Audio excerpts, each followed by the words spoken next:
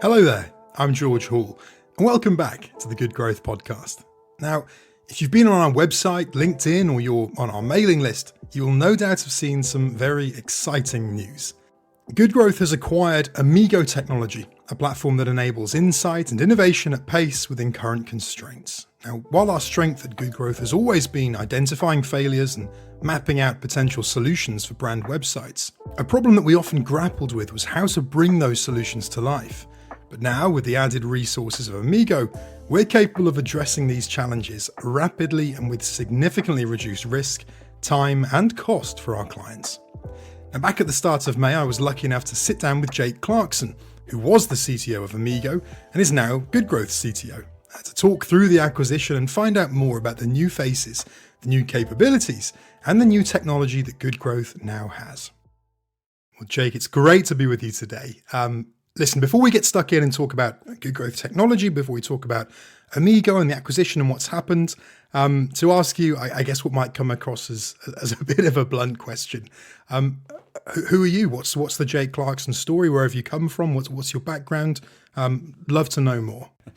Yeah, thanks, George. Thanks for having me on. And we start with maybe an easy but perhaps quite existential question of who I am. So we can start with the easy bit, my name. So I'm Jake Clarkson. I'm CTO at Good Growth. I've been with Good Growth for around about 3 months now, although our relationship does go back further than that. In terms of me, I live in Birmingham, just by the Cadbury's chocolate factory, which I'm still pleased we made that decision. You can smell the chocolate in the air. Very nice. Which is very, very nice indeed. So, yeah, we've been in Birmingham 10 years or so. I'm married to Amy. I've got 2 kids, Reuben and Ada. The Ada's a clue as to my chosen career path, if the CTO wasn't enough. I'm a software engineer by trade, by training, a computer science degree. And what drew me to software really in the first place was that magic really of, I've typed something in, I've pressed a few buttons, and this machine in front of me has done what I've told it to do, essentially. And so, I think back to when applying to university, and that was really the hook why computer science. And since then, I've worked in a range of businesses, a range of size of business, through from I think one of the biggest employers in Europe in the NHS, through to startups where it's 3 or 4 people at the beginning. So yes, through that I've worked with a range of programming languages, which we can dive into, talk about some of those, some of the philosophical overlaps with those technologies. But yes, where I find myself today is CTO at Good Growth.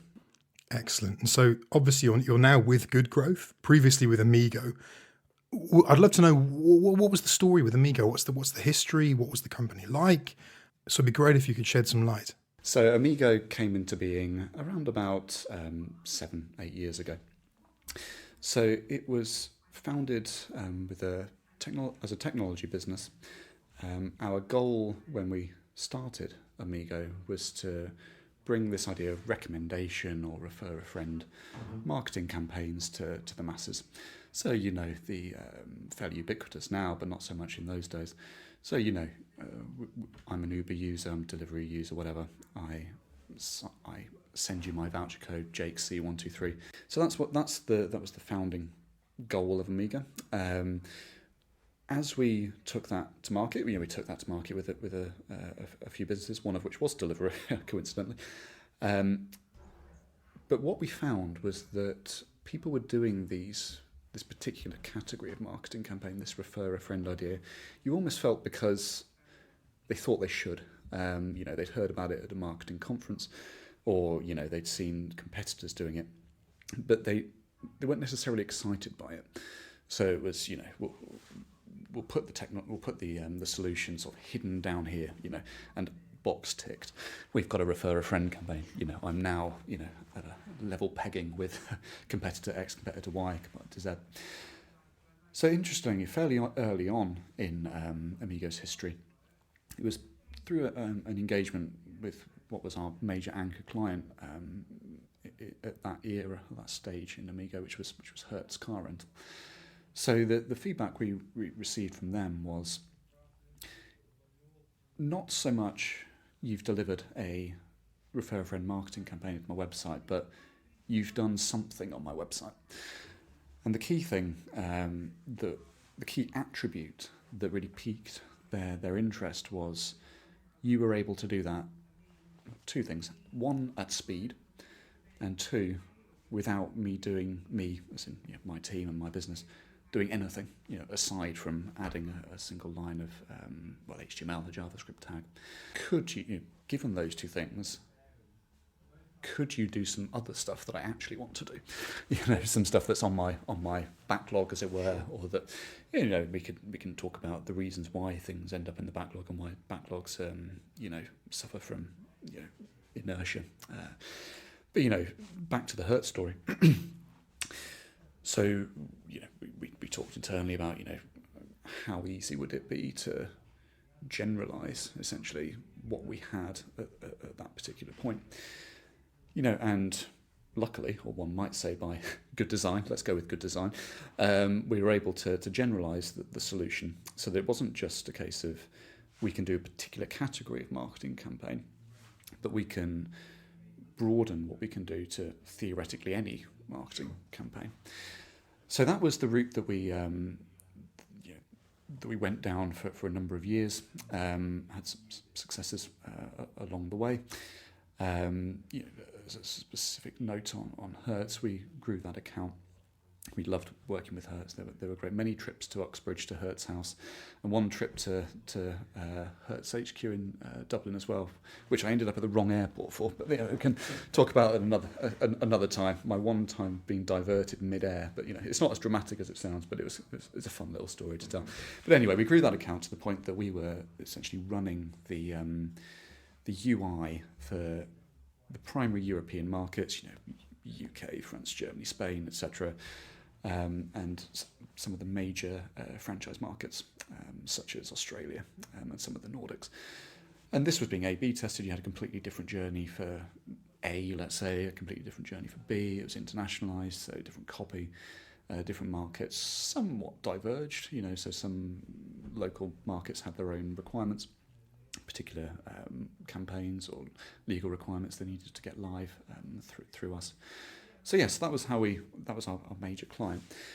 And then as we carried on, we started to think about, well, how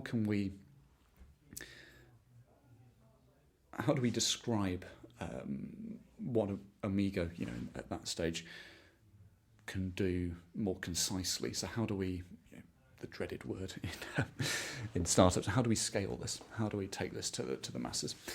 And so where the articulation of that was based on the scientific method, essentially. So a lot of the founding members, the founders of Amigo, were of a scientific or at least analytical disposition. So we sort of naturally go towards the scientific method as a way to make progress in the world, which we can summarise as hypothesis, experiment, analysis, and one keeps going round that loop. Of course, looking for a global maximum, at the very least local maxima. So we articulated that as decide, build, run, where you can think of those as synonymous with hypothesis, experiment, analysis. And as we took this to the market, we found a challenge, which was that we were great at the build and run parts of it, but frankly speaking, not so great at the decide or the hypothesis. So, like anyone else could, we could pluck ideas out of maybe not thin air, but they would be not as data driven as one might like, particularly to have any kind of rigor to the process. So around about 2021, we did some work with so our chairman at the time in Amigo. Like these things in business, sort of serendipitously was the first ever client of Good Growth. And so, of course, retained. I say, of course, could have gone the other way. Never wanted to speak to Good Growth again, but happily and reassuringly, he made that connection. I thought, well, you or we, depending on which hat he had on as chairman, are great at doing the build and run parts, those parts of the process, but you're not so great at this part. I know a business that are. So introduced us to Good Growth. We then did a bit of work together, which was around for Diageo, so the drinks company. What we did for them maybe matters less much, but I can talk about it briefly. So for them, we converted what was a brochure site, where you could go, I want to make an old-fashioned, give me the recipe. I want to make whatever cocktail. And it would give you the recipe, and that was it. So there wasn't a way of saying, okay, you need this whiskey for the old-fashioned, so here's a means by which to buy it. So what they were looking to do, Diageo, this stage, so the idea came from them, was to, and we were in those, times of COVID, sadly, as we look back. But what they wanted to do was bring a D2C, so direct-to-consumer proposition, on top of this brochure site. So that was what we were pitching for, essentially. It was an RFP process. And in 6 weeks or so, we delivered a D2C site into production using the Amigo Technology. A little bit of technical detail. Essentially, that was using a Shopify backend. So using Shopify for listing products, all that kind of stuff, emails to the customer for the checkout flow, and then for using the APIs from Shopify to create the UI, and using our technology to deliver that, do the testing, the segmentation, etc. And then Good Growth came in to do the analysis of this test, essentially. So yes, that was our first exposure to working together. We then, continued to, chat as one does within a business. But then fast forward maybe 18 months or so, and it became clear that there's more to this. So yes, we did it once. We did a good job, and not just patting ourselves on the back, but Diageo said we did a good job as well. So it's still the case. If we're back in those times, sort of mid 2022, it's still the case that we as Amigo are not able to really create those loops, because that's what we're trying to do, create that virtuous cycle. So you don't have one thing and then it stops. So we're still struggling to get those loops a turning, as it were. And I think it's fair to say that Good Growth had the inverse. So they were struggling with, essentially being limited by conversion rate optimization, A/B testing tools, your Google optimizers, which we might want to talk about the sunsetting of that, your optimized leads, your A/B tasties. So they were able to enact change. So having gone from the hypothesis, which Good Growth continues to be one of Good Growth's real strong suits, they were struggling to really, the data might have said do this, but Optimize said no implicitly. So it was a marriage made in heaven, some might say. So yes, we thought there is real merit to bringing these two businesses together more formally. So in roughly July 2022, we started to have those conversations more seriously and saying, could we bring these two businesses together? How would it work?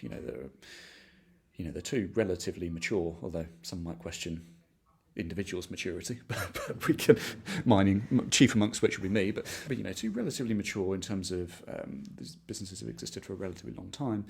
There's geographic separation. Amigo is predominantly based in Birmingham, Good Growth in Exeter. Both businesses with a smattering of a southeast presence. But so all of these kind of things that one works through when trying to bring businesses together. But maybe the clue is that I'm sitting here. But we did, and we're in Bristol today just for added fun. Another equidistant. We've brought out some algorithms to find out, how close we could be, the optimal location. But anyway, so fast forward to January the 6th. I think there's some debate whether it was the 5th or 6th, but let's go with the 6th of January 2023. We formally brought the two businesses together.